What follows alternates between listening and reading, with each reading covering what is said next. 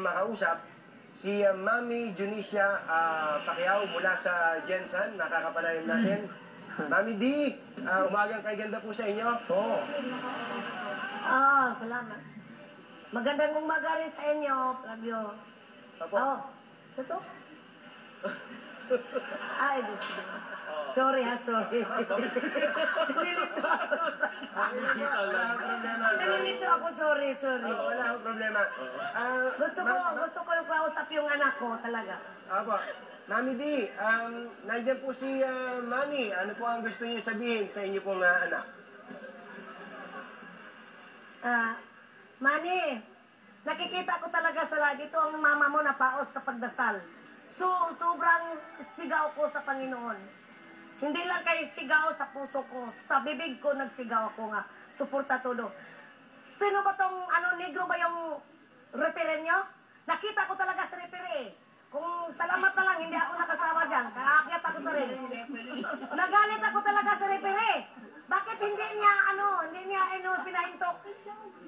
Hinawakan ka sa liig. Binugbog ang likod mo. Foul yata talaga to. Foul talaga. Nagalit ako na. Gusto ko, rematch. Bahala, huminto ka na sa pagbuksing. Ako ng nanay nag-decide. Rematch kayo na. Punta ako, sama ako sa Las Vegas. Sama ako sa laban nyo. Rematch. Gusto ko na ako, hinto ka na sa laban. Pero, okay na lang kung gitabla nila. Kung ties ko. Malaki ang score ni mo. Daming nagalit dito sa Pilipinas Lalo na sa Mindanao. Galit, nagawayan ng mga tao. Galit sila. Kay ikaw ang panalo. Bakit silang natao? Nako, siniswerte talaga sila. Hindi magkatanggap sila ito ang Mindanao na matalo ka. Ikaw ang maraming score. Maraming kang score na. Ang si Bradley, kunti lang. Bugbog sirado niyo si Bradley? Nga ikaw pa nang natalo?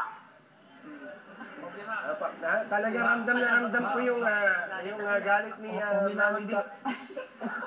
Manny, sige, go ahead. Manny. Huminahon ka mag-uusap tayo dyan pagbalik ko. Huminahon ka. Ang kinalaman, ibaba pa rin ang pagmamahal sa Panginoon. Ang